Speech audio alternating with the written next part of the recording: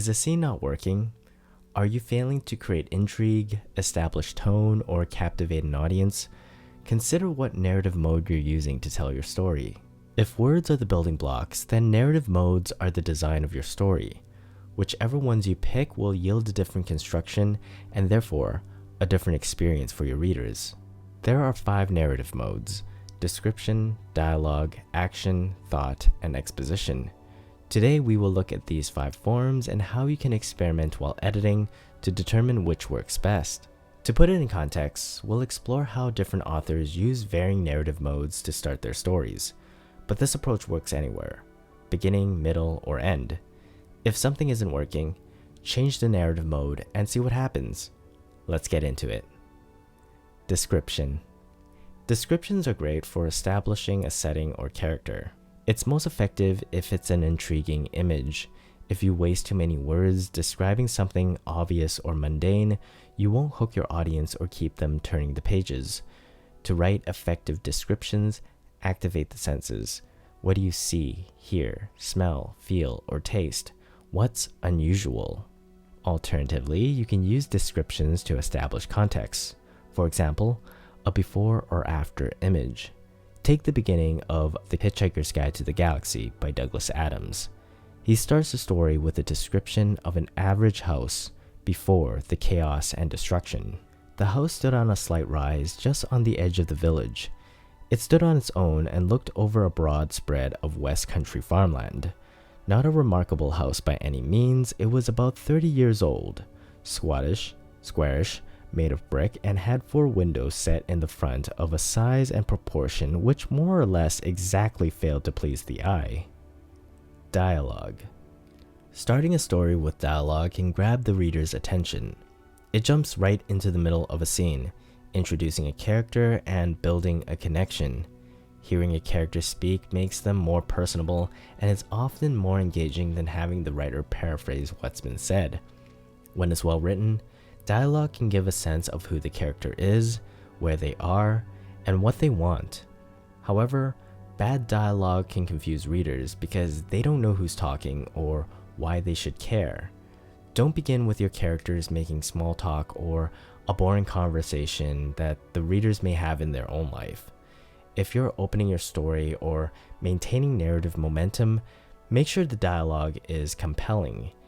If you want to hit your reader with something unexpected, dialogue is a great way to do it.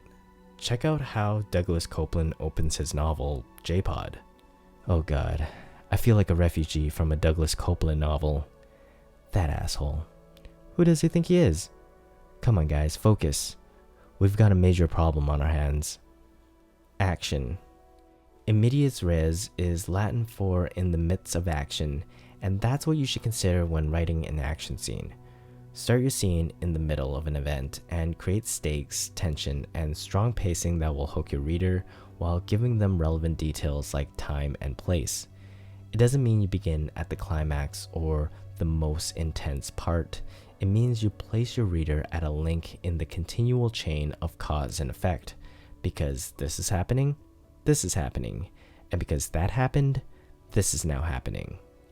In an energetic action sequence, use active voice and remove filter words such as saw, felt, and thought. Writing a good action scene doesn't need to include characters, although a goal or a conflict is necessary.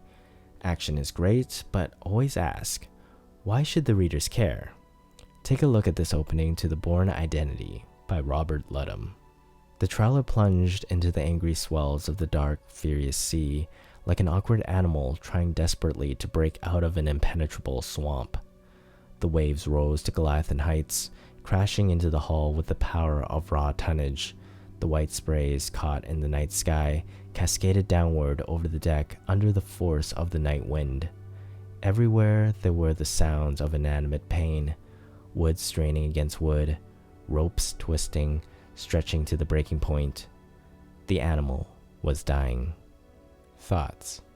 A story that opens with a thought is a story that opens in the past, a reflection, a flashback. How is this effective? Thoughts allow the readers to understand a character, By seeing how they think or relive a significant memory, readers learn about their motivations and personalities. We view the conflict from their perspectives. Thoughts allow the author to convey the theme quickly. With thoughts, you can establish a pivotal scene like a murder, a love loss, or an important lesson, and have that guide the character for the rest of the story. A great example of this is The Great Gatsby by F. Scott Fitzgerald. The narrator, Nick Carraway's thoughts have nothing to do with the plot directly, but it shows his principles. The opening gives him the integrity he needs to tell the story, and for us to trust him. In my younger and more vulnerable years, my father gave me some advice I've been turning over in my mind ever since. Whenever you feel like criticizing anyone, he told me, just remember that all the people in this world haven't had the same advantages that you've had. Exposition. We are told that exposition should be avoided because they're info dumps.